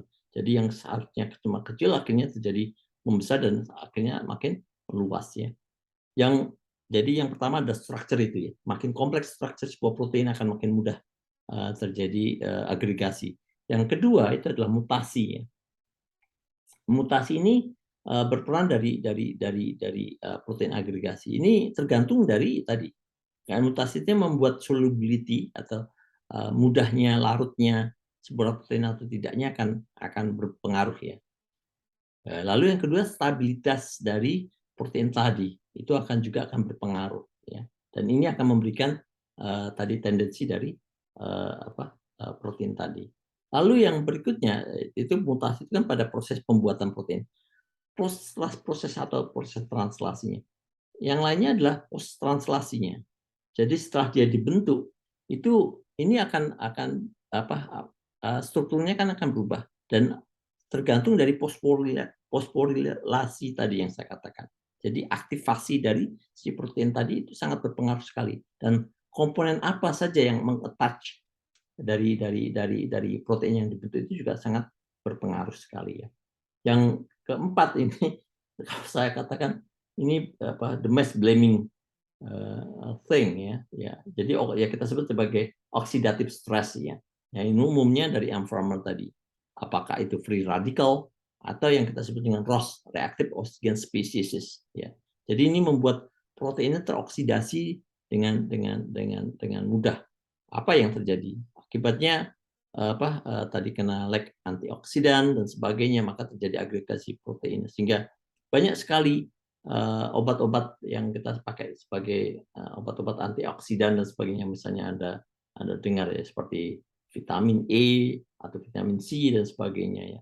Dan tujuannya adalah untuk mengikat kembali oksigen atau lipid yang ada dan metal yang ada pada protein tadi. Yang berikutnya ada protein konsentrasi ini ya. Dan ini merupakan parameter yang kerap ya. Jadi kalau terjadi protein-protein interaksi seperti yang saya katakan tadi, kan sel satu dengan sel lain itu berkomunikasi melalui protein ya. Jika protein ini berinteraksi dan kemudian pada interaksinya itu ada yang kita sebut dengan hydrophobic ya. Jadi dia tidak bisa terikat atau tidak bisa mengikat amino acid karena umumnya kan hydrogen bond, tapi ini bisa jadi dia tidak mudah diikat ya. Sehingga terjadi abnormalitas sehingga yang harusnya bisa didigest atau bisa dipecah itu jadi misfolded, jadi misfolded itu melekat satu sama lain dan terjadi agregasi. Excuse me. Nah, dalam sebuah tentunya kita paham bahwa di dalam tubuh itu kita ada hemostasis ya. Ini yang kita sebut dengan proteostasis, jadi protein hemostasis. Jadi kalau balance molekul chaperone atau structure dan sebagainya atau mutasi dan sebagainya itu balance, maka proses tadi itu berjalan dengan baik ya. Jadi proses ini tidak akan pernah membuat masalah atau si makhluk tadi atau sel tadi menjadi tetap sehat dan tidak. Tetapi ada beberapa hal ya ideas itu teori yang mengatakan misalnya pada proses aging, pada proses penuaan, di mana sistem metabolisme itu berubah ya. Dan ini akan mempengaruhi mutasi dari sel itu sendiri, kemudian juga biosintesis dari protein itu akan berubah juga, kemudian juga banyak sekali teori-teori yang lain. Bahkan ya sebagai contoh ya banyak yang mengatakan apa kok pada saat aging kita lebih mudah berkerut karena tadi bahwa protein yang ada di dalam kolagen dan sebagainya itu terjadi damage ya, terjadi kerusakan sehingga structure yang harusnya bisa memberikan bentuk itu terjadi lisis sehingga ya terjadi kerut dan sebagainya ya atau protein damage ya. Nah ini akan mempengaruhi tadi posisi balance tadi hemostasis tadi sehingga terjadi proses tadi penyakit tadi, maka itu yang kerap saya sebutkan. Yang berikutnya itu adalah dari protein-protein yang besar-besar tadi ya, seperti alpha-synuclein atau tau dan sebagainya. Ini memperberat masalah pada aging dan umumnya proses aging itu adalah proses yang normal. Aging is inevitable process. Inevitable process itu meaning artinya sebuah proses yang tidak bisa kita hentikan. Ya. Tapi kita bisa slowing down, ya. Itu sebabnya maka muncul anti aging atau obat-obat tertentu dan sebagainya untuk mereduce proses aging tadi. Tapi tadi ya saya katakan bahwa aging tadi juga akan menambah protein-protein agregat tadi seperti alpha-synuclein atau tau dan sebagainya yang secara normal muncul, tapi jumlahnya tidak banyak. Tapi kalau jumlahnya banyak itu akan memperberat proses tadi sehingga hemostasis tadi akan makin jomplang atau makin tidak sesuai dengan posisi ya. Nah, lalu gimana yang harus kita lakukan? Nah ini ya, untuk mengembalikan proteostasis atau hemostasis itu kembali normal itu banyak sekali teknologi yang sekarang ya, yang saya sebut dengan teknologi untuk anti aging dan sebagainya atau pengobatan dan sebagainya. Mereka menggunakan small molecule. Kenapa? Kok small molecule? Karena dengan mudah small molecule itu bisa diabsorpsi pada sel-sel tertentu ya. Molekul-molekul besar tidak akan sangat sukar, terutama pada proses-proses yang berkaitan dengan saraf dan otak ya. Saya katakan karena ada pembuluh sawar otak atau blood brain barrier itu akan sangat sukar untuk kita atasi ya. Lalu tadi clearance mekanistiknya ya, itu ya dengan obat anti aging atau detoxifying enzyme yang sekarang juga sedang berkembang. Jadi obat-obat mereka mencoba mengeluarkan enzim-enzim terbaru sintetik untuk mengurangi proses-proses tadi. Atau yang kita sebut dengan detoxifying enzyme. Nah, ya, proteasome seperti yang saya katakan ini adalah satu proses yang dimana proses yang Anda masih ingat, dia proteasome itu akan saya kembalikan supaya lebih mudah ini. Jadi proteasome itu tadi dari kompleks yang tadi circle tadi dia bisa dengan proteasome itu dia bisa membagi sehingga terjadi protein yang oligomer tadi bisa menjadi peptide dan ini yang kemudian dengan mudah diabsorpsi oleh sel tadi. Tapi jika tidak ya tadi ini akan membuat masalah tadi. Dia akan membuat protein itu tetap menjadi besar dan menjadi kompleks dan menjadi agregat ya. Dan ini pentingnya potassium di dalam tubuh. Dan umumnya orang mengatakan bahwa potassium itu pada proses aging proses, potassium kita itu makin lama makin berkurang ya. Dan di dalam tubuh umumnya ya semua damage protein itu bisa didegradasi oleh potassium. Tapi kalau misalnya itu komponen yang ada di dalam sel kita kena proses penuaan atau proses penyakit dan sebagainya, maka potassium tadi itu menjadi rusak dan proses ini tidak bisa kita lakukan ya. Ya biasanya di dalam potassium itu ada yang kita sebut dengan ubiquitin ligases ya, sebuah enzim yang attach pada protein atau agregasi tadi dan ini akan dimarking, akan dilihat oleh lysosom dan sebagainya dan kemudian didestruksi sehingga menjadi peptid-peptid kecil ya. Ya, bonding tadi seperti yang saya katakan, small aggregate ini mungkin akan memberikan opening dari potassium dan akhirnya bisa terlepas ya. Dan sehingga bisa didigest peptid tadi menjadi amino acid dan bisa ditranslokasikan ke dalam lisosum ya. Dan ini yang kita pakai. Jadi circle process itu di dalam sel tadi untuk hemostasis itu ada sebuah hal yang normal ya. Yang terkadang dalam proses itu pada aging proses hal ini menjadi sangat berkurang.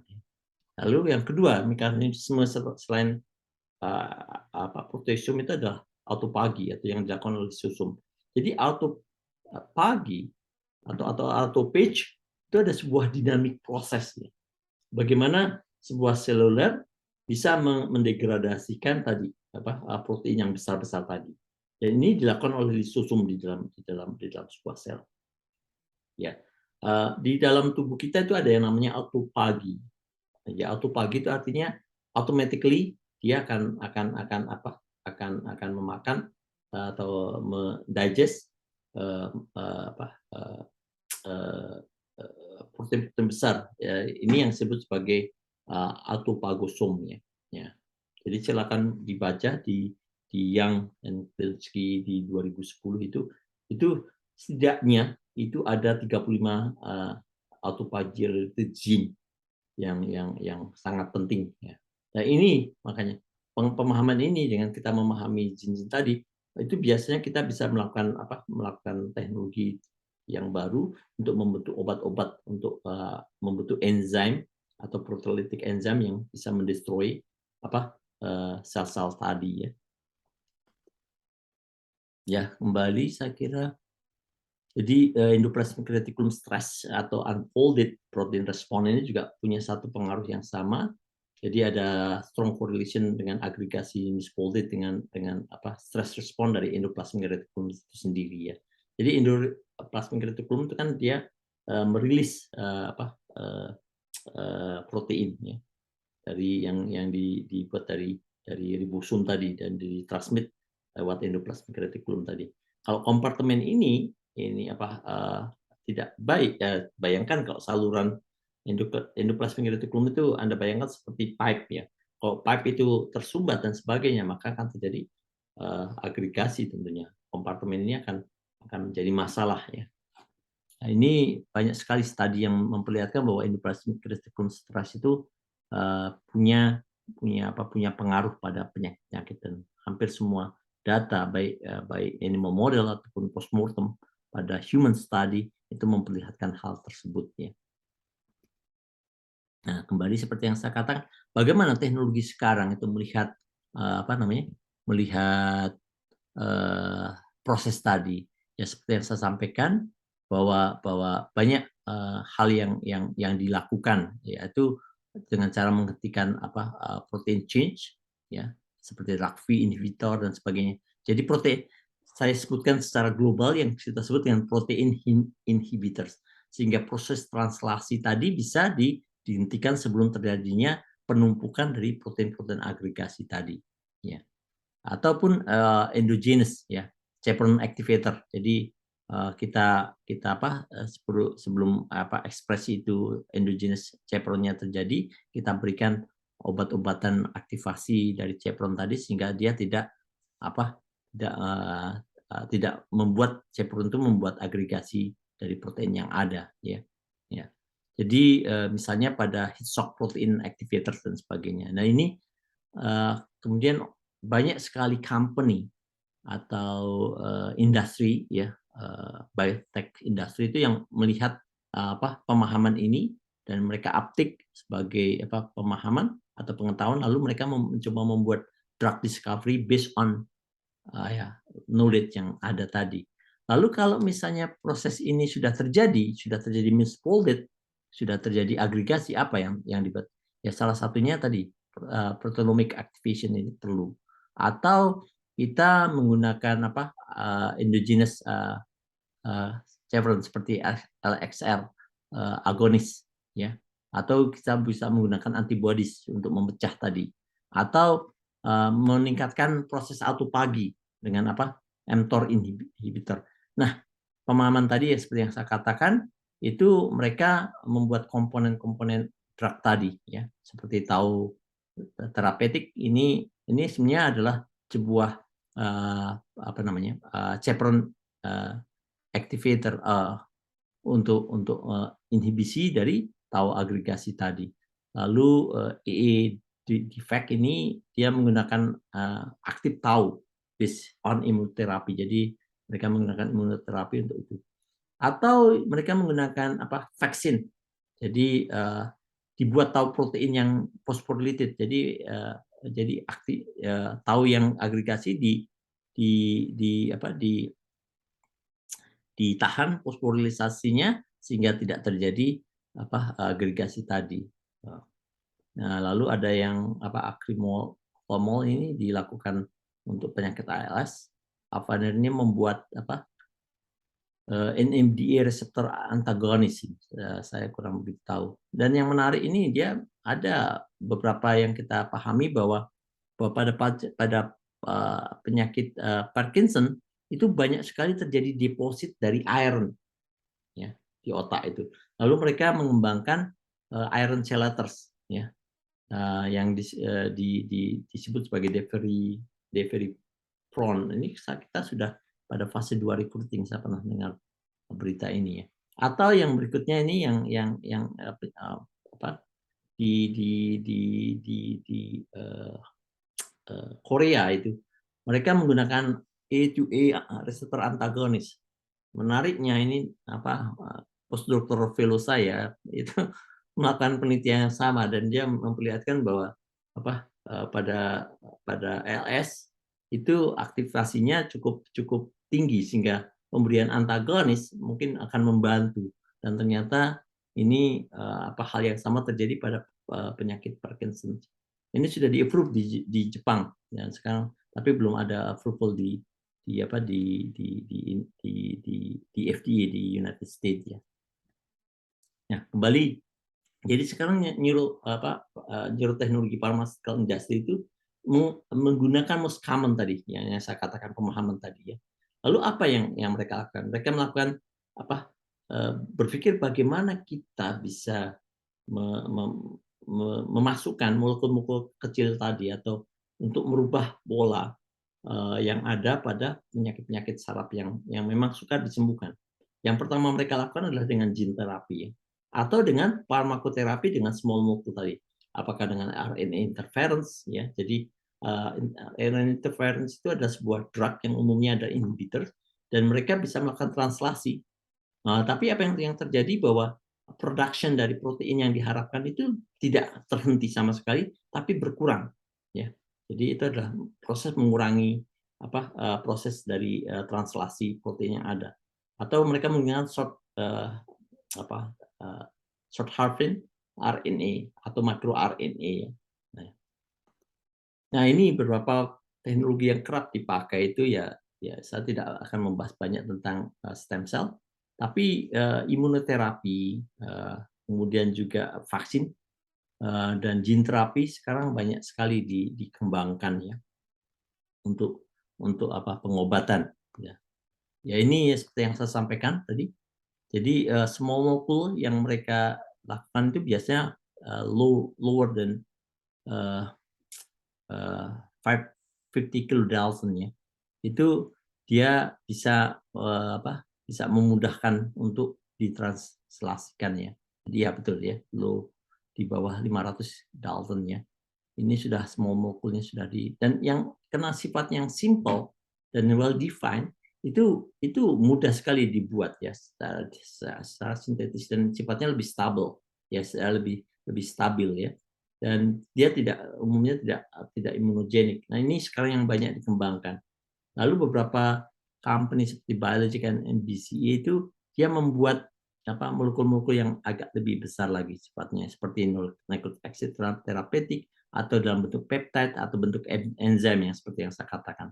Dan sekarang juga pembuatan antibodi yaitu kerap dilakukan ya. Salah satunya ya kalian sering mendapatkan tetanus, anti tetanus atau anti polio dan sebagainya itu sebenarnya pemberian antibodi untuk tubuh kita agar recognize dan kemudian membuat antibodi yang sama untuk penyakit tersebut ya. Dan ini adalah beberapa company yang sudah berjalan ya sudah melakukan studi untuk obat-obat tadi yang saya sampaikan ya seperti nanokristal, kemudian juga polymeric study, liposum dan nanopartikel ini sudah menjadi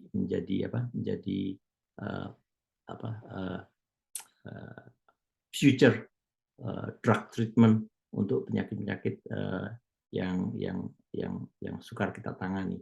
Ya. Nah, seperti yang saya katakan gene terapi ya, gene terapi ini bisa dilakukan untuk semua jenis penyakit sebenarnya.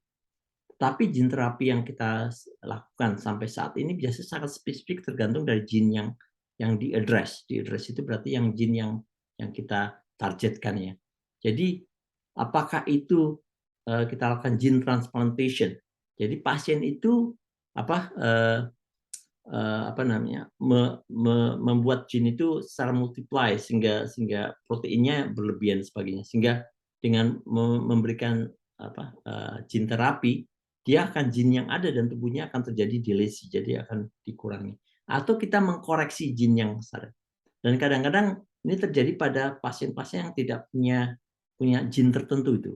Jadi karena terjadinya mutasi di dalam tubuh si pasien tadi. Jadi kita memberikan koreksi dengan memasukkan gene of interest tadi, sehingga si pasien bisa memproduksi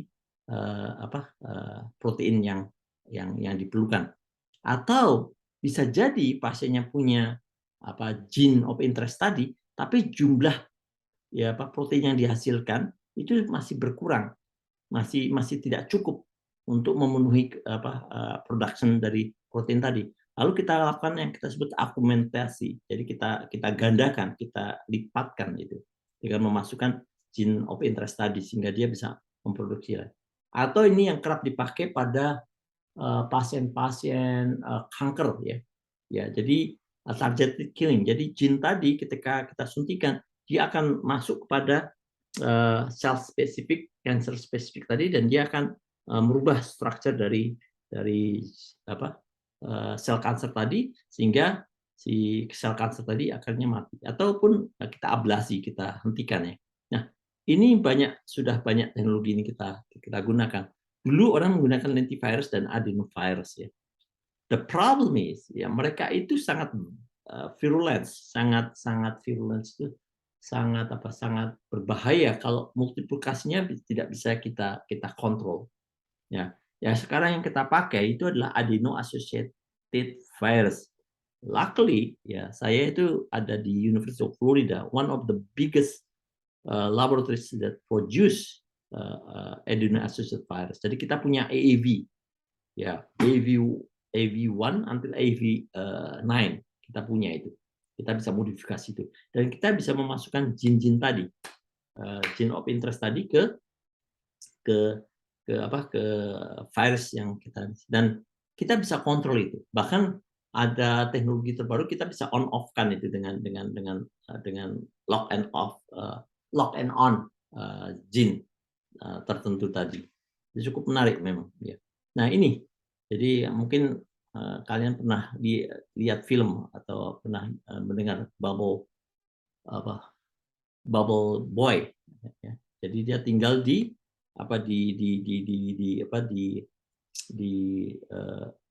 ruangan tertutup karena dia tidak bisa terekspos dengan dunia luar ya.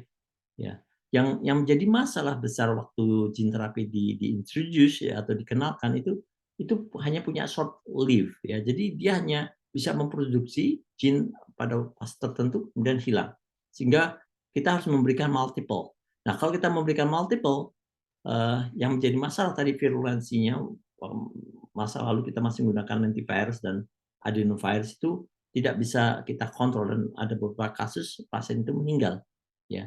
Yang masalah kedua adalah imun respon yang seperti yang saya katakan. Jadi karena virulensi tadi, viral factor seperti yang saya katakan bisa bersifat toksik, bisa memberikan imun sistem yang kurang baik pada si pasien itu, atau terjadi inflammatory response. Ya. Nah, dan yang menjadi masalah yang lain adalah jika itu pasien itu punya multiple disorder. Nah, ini apakah kita harus memasukkan dalam satu virus itu beberapa gene? Ya? Walaupun itu sudah mulai dilakukan, tapi interaksi gene satu dengan gene yang lain itu juga akan berpengaruh juga pada sang pasiennya. Nah, yang juga kita tidak bisa kontrol itu ada kemungkinan untuk menginjus sel tumor tadi ya.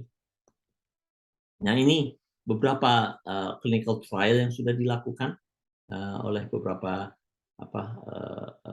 laboratoris, termasuk laboratorium kita di UF itu dilakukan oleh Barbara Smith. Barbara Smith ini adalah seorang kolega saya ini adalah seorang fisioterapis dia bukan dokter, dia fisioterapis PT ya, tapi dia mencoba menggunakan adeno-associated virus, saya kurang tahu itu kalau nggak salah itu AAV1 ya, dengan memasukkan alpha glucosidase gene ya ke dalam diafragma. Ini mungkin Anda kaget kalau saya katakan itu kita dapatkan teknologi ini sebenarnya kita dapatkan waktu kami masih ada di Wisconsin. Kita bisa menyuntikkan cairan ke dalam diafragma dan diuptake oleh diafragma sehingga akhirnya kalau kita itu menggunakan virus itu akan menyebar. Dan ini ternyata efektif untuk Pompe disease ya. Dan yang terjadi adalah pasien tadi itu bisa safety dan ventilatory outcome-nya itu cukup baik. Nah, inilah yang saya katakan. bahwa pemahaman kita terhadap teknologi dan sebagainya itu banyak membantu. Dan saat ini pengembangan untuk gene terapi untuk clinical trial itu luar biasa tingginya, dan ini adalah yang saya katakan beberapa company yang sudah menggunakan gene terapi seperti Novartis dan sebagainya, mereka sudah memproduksi ya. Carticel ini juga salah satunya yang dipakai oleh RSPAD sekarang itu adalah dendritic cell, ini part of dari Carticel ya. Ini memang juga merupakan salah satu pengembangan kedepannya untuk penyakit-penyakit tadi ya, terutama pada penyakit kanker ya. Jadi kanker itu masih menduduki peringkat pertama untuk gene terapi tadi ya. Untuk neurological disorder itu ya memang ada tapi belum banyak dilakukan ya. Saya kira itu yang bisa saya sampaikan. Saya kembalikan pada para peserta atau yang mendengarkan, kita bisa lakukan tanya jawab ya. Demikian dari saya, mungkin ada komentar atau ada pertanyaan.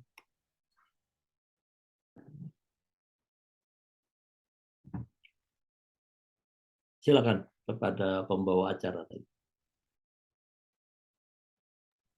Baik, terima kasih atas presentasi yang luar biasa dari Prof. Irawan. Apakah dari teman-teman ada pertanyaan?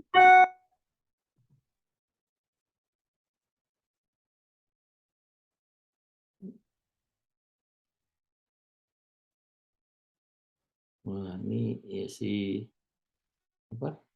mahasiswanya silent student ya. Senang mendengar, tapi kurang berbicara. Monggo, silakan. Mohon izin, Prof. Apakah saya boleh bertanya? Boleh, silakan. Tadi kan sempat disebutkan untuk penerbitan terapinya untuk neurodegeneratif ini kan lebih banyak ke mencegah dari produk post translasionalnya itu. Nah, kemudian saya pernah membaca terkait dengan salah satu disease yaitu peridisease, di mana salah satu cirinya adalah serupa dengan Parkinson disease. Dan itu membutuhkan waktu yang sangat lama, sekitar 10 tahun baru terdeteksi kalau itu ternyata bukan Parkinson seperti itu, Prof. Bagaimana cara mengadres terlebih terutama pada gene terapi seperti itu untuk mengadres gen-gen spesifik dalam hal pengobatan atau terapi terhadap neurodegenerative disease ini, Prof. Terima kasih. Ya, ini pertanyaan yang baik, dan saya kira sebenarnya ya sifatnya sangat global ya.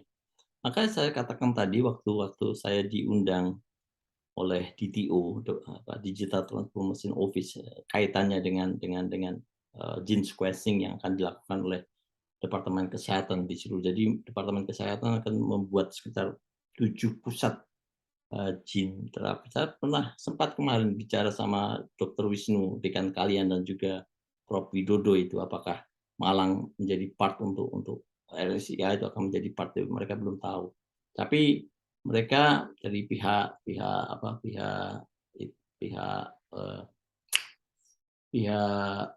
Depkes itu ingin sekali mereka punya stroke center, itu akan diletakkan di Rumah Sakit PON di Cawang ya. Kebetulan saya juga jadi konsultan di sana untuk melihat bagaimana sebenarnya penderita stroke itu. Sekarang stroke itu tidak hanya pada usia-usia yang tua saja, bahkan anak muda sekarang itu, saya datang ke sana itu usia 35-30 itu sudah mengalami stroke ya, karena lifestyle dan sebagainya itu. Nah, mereka ingin melihat itu komponen-komponen apa yang membuat jin-jin apa yang terlibat di situ, apakah pola makan tertentu dan sebagainya.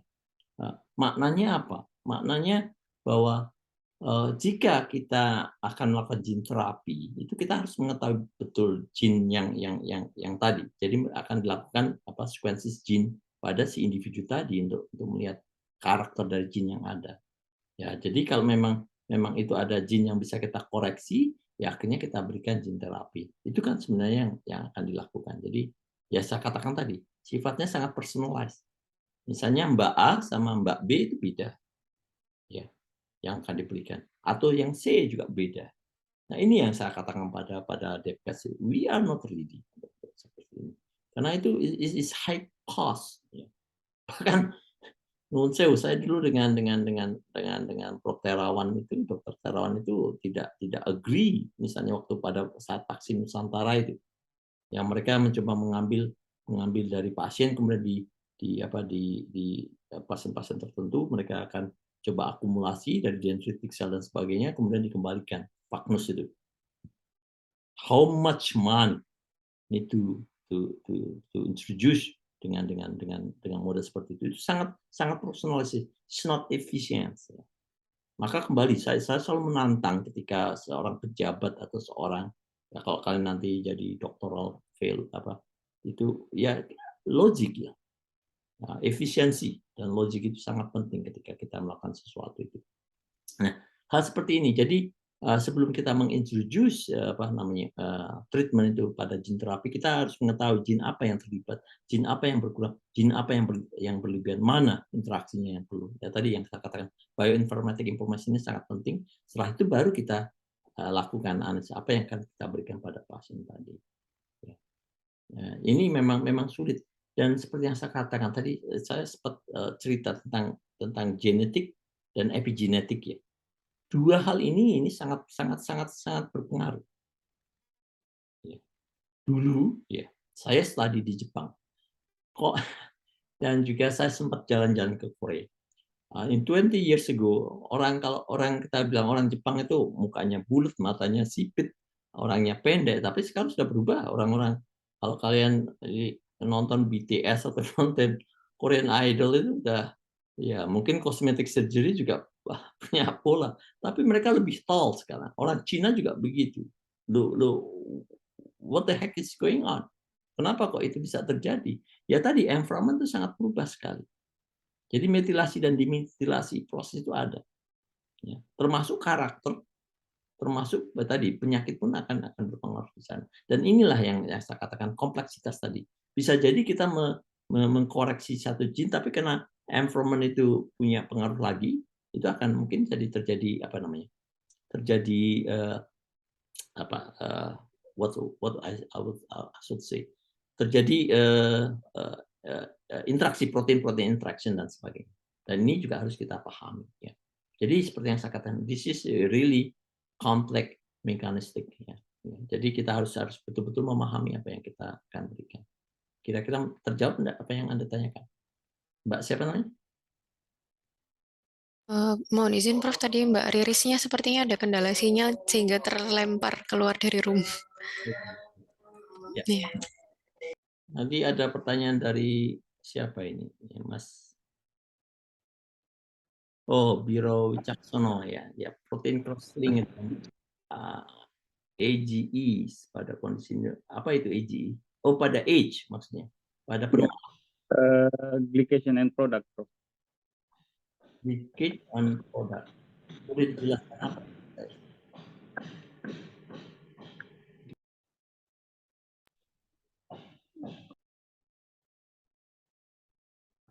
Maksudnya age ini apakah usia? Protein Produk akhir glikasi, Prof. Oh, glikolisasi pada produk. Ya betul sekali. Jadi ini pertanyaan. Jadi post translasi tadi itu kerap sekali terjadi ya. Yang seperti yang saya katakan, ketika protein dibuat di dalam sel itu sudah ada, tapi begitu sudah benar gene-nya, tapi ketika dia translasinya sudah selesai dan ditransfer itu terjadi perubahan. Dan ini yang saya katakan tadi, kita tidak mengetahui setelah mengetahui sama sekali apa yang terjadi. Ya, bisa jadi yang saya katakan tadi, kita masih belajar banyak itu. Apakah itu ada komponen lain yang juga yang berpengaruh. Jadi protein-protein interaction tadi ya, seperti yang Anda sebutkan cross-link tadi, apakah juga aging proses juga berpengaruh atau yang lain-lain juga berpengaruh ya. Ya tentunya kita tidak dan ini sangat spesifik ya, Mas Biro. Ini sangat spesifik misalnya pada PD, Parkinson's disease itu alpha synuclein yang terlibat ya. Makanya saya katakan cross-link-nya itu ada spesifik protein tertentu. Tapi pada penyakit ALS bisa multiple itu. Ya. bisa kena taunya, bisa kena TDP43-nya, bisa kena ininya. Jadi itu yang kita masih apa, bertanya. Dan ini yang akhirnya menjadi target pengobatan atau obat-obat drug discovery itu masuk ke sana. Bagaimana mereka mencoba memecah protein-protein tertentu itu sehingga crosslink dari protein yang terbentuk itu tidak terjadi. Ya, karena protein agregasi bisa Anda bayangkan, itu kan terjadi ada satu protein yang lain, tiba-tiba mereka berteman. Ya. Nah, ini seharusnya proses ini bisa dideteksi secara natural oleh proteosum dan sebagainya. Tapi ini bisa jadi dia kena bondingnya, yaitu yang makin lama makin erat, atau strukturnya yang susah untuk dibuat ini, yang dipecahkan ya. Ya tadi Anda kan strukturnya seperti rambut kusut ya. Coba Anda satu benang dengan benang lain Anda gabungkan, itu Anda harus menuai satu persatu itu. Makin kompleks atau makin panjang strukturnya, itu akan makin suka dilepaskan. Logikanya sederhana seperti itu. Ya. Ya, tapi kembali tadi polypeptide chain ini sebenarnya sebuah kumpulan dari protein-protein tadi. Maka saya taruh itu di Facebook saya, vibrasi ya. Itu bisa, ya tadi kan karena kumpulan tadi, maka hidrogen bondnya bisa jadi terlepas dengan mudah sehingga terabsorpsi dengan baik dan dipagosum oleh lisosum dan sebagainya sehingga terjadi clear atau clean area itu. Ini cukup menarik menurut saya. Bisa jadi metodologi pengobatan yang akan datang itu bisa lakukan let's say dengan ultrasonografi ya, dengan frekuensi tertentu dan sebagainya mungkin bisa membantu. Sekarang ini yang kalian yang perempuan-perempuan yang cantik-cantik ini pasti tahu. Jadi untuk memasukkan beberapa molekul dan obat dan sebagainya, misalnya HA, hydrochloric acid dan sebagainya, itu mereka menggunakan small ultrasound dengan frekuensi tertentu, frekuensi kecil sehingga bisa menembus kulit dan sebagainya. Hal yang sama tadi bisa terjadi. Mungkin bisa mengaktifkan kolagen di dalam wajah dan sebagainya. Nah, ini yang dilakukan oleh banyak anti aging ya, pakar anti aging atau apapun yang mereka sebutkan. Maka tapi seperti yang saya katakan, saya ada orang yang pertama kali kalau saya lihat ada sesuatu yang doesn't make any sense, tidak ada proof of concept-nya, saya akan tanyakan mengapa itu dilakukan. Tapi kalau mereka bisa membuktikan, ada penelitiannya, mereka juga bisa memberikan data-data dan sebagainya, ya we can set it that ideas ya. Saya kira bisa terjawab, Mas Biro. Iya, Prof. Ya. Any other questions? Ada pertanyaan lain? Permisi, Prof. Saya izin bertanya. Untuk yang tadi gene terapi itu kan vektornya itu kan untuk saat ini kan yang paling banyak digunakan yang AAV itu, Prof. Nah, apakah ada vektor yang selain menggunakan virus, Prof? Kalau nggak salah itu saya pernah baca menggunakan nanopartikel logam atau apa gitu, Prof. Itu apakah sudah ada atau belum? Terima kasih, Prof. Pertanyaan yang baik ya. Jadi sebenarnya untuk membawa sebuah gene of interest itu tidak harus dengan menggunakan virus ya. Beberapa logam nanopartikel itu sudah bisa kita gunakan. Bahkan Anda pernah dengar yang namanya exosome. Ya, kebetulan saya mempunyai company. Ini bukan karena saya mengintroduce company saya. Exosome itu adalah nanopartikel, ukurannya antara sekitar 90 sampai 150 nanometer. Dan karena itu bilayer, itu kita bisa memasukkan gene of interest. Kebetulan salah satu keponakan saya itu bekerja di China, di mana si profesornya ini tertarik untuk memasukkan human collagen di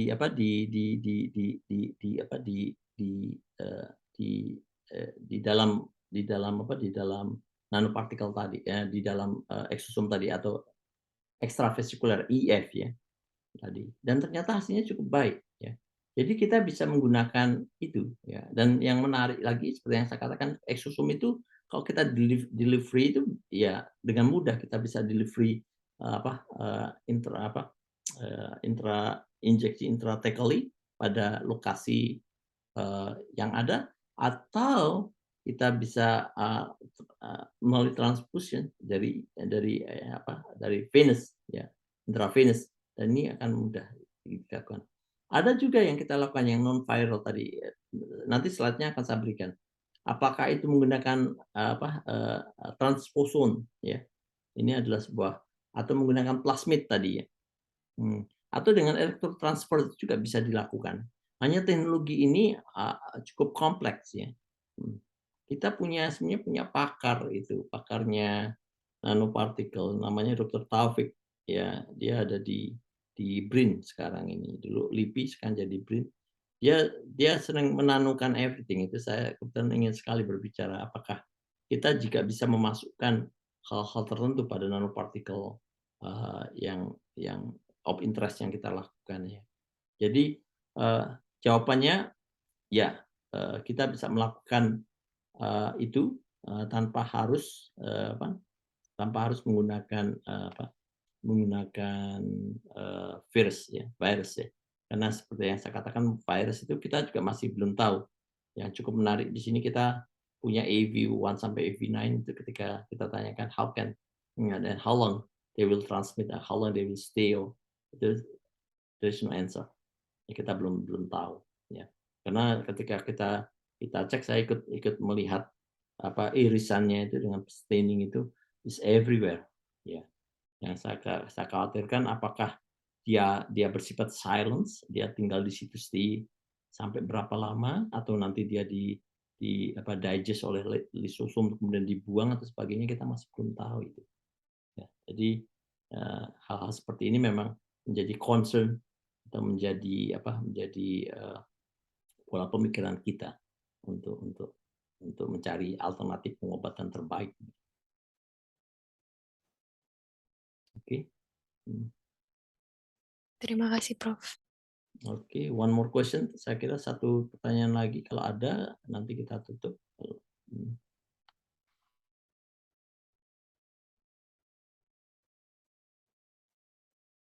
Oh iya, sebelum saya lupa, ini bagi kalian yang mengambil topik ini, itu nanti pasti ada tanggung jawab kan? Biasanya nanti Dr. Husnul akan tanya pada saya, mana nilainya untuk anak-anak ini. Saya itu bukan mudah, saya sendiri malas untuk membuat pertanyaan atau ujian. Ya, lalu yang saya minta dari kalian adalah kalian membuat resume nanti saya akan tetap kirimkan file ini pada kalian. Nanti kalian membuat resume. Tapi resumenya ini resumenya itu bukan apa yang saya sampaikan saja ya dari mulut saya. Saya ingin kalian proaktif untuk menambahkan informasi ya. Jadi semakin banyak resume yang kalian kumpulkan, itu Anda kalian tulis dalam bahasa Indonesia, itu akan semakin baik ya. Kebetulan saya juga ingin membuat buku, jadi karena saya malas membuat buku, saya tinggal mengambil catatan dari kalian dan saya copy paste. Jadi kalian nanti buat resumenya secara baik, nanti ya saya lihat siapa yang terbaik dan sebagainya, saya akan combine beberapa data dan sebagainya. Jadi mohon nanti kalian menambahkan sendiri informasi-informasi yang penting dan bisa kalian keep it ya untuk kalian jadikan mungkin catatan untuk ketika kalian membutuhkan informasi itu lagi dan sebagainya. Jadi nanti tugas untuk para mahasiswa yang mengikuti kelas saya itu adalah membuat resume dari kuliah saya ini dengan menambahkan dari data-data yang ada. Jadi kalian bisa gunakan gambar, kalian bisa gunakan kalimat dan sebagainya, kalian kombinasi ya. Dan saya ingin melihat, yang saya lihat detail. Jadi detailnya sangat penting. Kemudian flow, ceritanya juga baik. Dan mengcover apa yang saya sampaikan. Nanti juga kalau saya lihat ada tambahannya biasanya plus dan sebagainya, itu saya lihat apakah ada tambahan-tambahan data dari kalian tentang kuliah yang mungkin saya tidak capture atau tidak saya tidak ceritakan, tidak sampaikan di kuliah saya ini.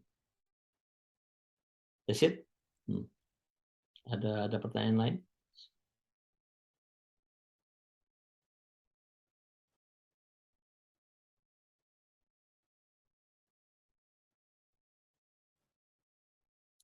Oke, kalau tidak ada silakan ditutup. Sebelumnya saya mohon maaf jika ada kesalahan itu ya mungkin karena keterbatasan pengetahuan saya. Kalau itu ada benarnya itu ya semuanya sudah Allah berikan. Dan mohon maaf jika ada kekurangan dalam penyampaian. Silakan. Mohon izin saya menggantikan Mbak Riris karena tadi masih keluar terlempar lagi dari room. Terima kasih banyak atas penyampaian kuliahnya sangat luar biasa dari Prof. Irawan. Terima kasih banyak untuk kuliahnya. Mungkin bisa kami tutup terlebih dahulu nih Prof ya. Terima kasih banyak atas kehadirannya rekan-rekan semuanya dan Prof. Irawan. Wassalamualaikum warahmatullahi wabarakatuh. Waalaikumsalam warahmatullahi wabarakatuh. Saya pamit dulu, Nji. Terima kasih banyak, Prof.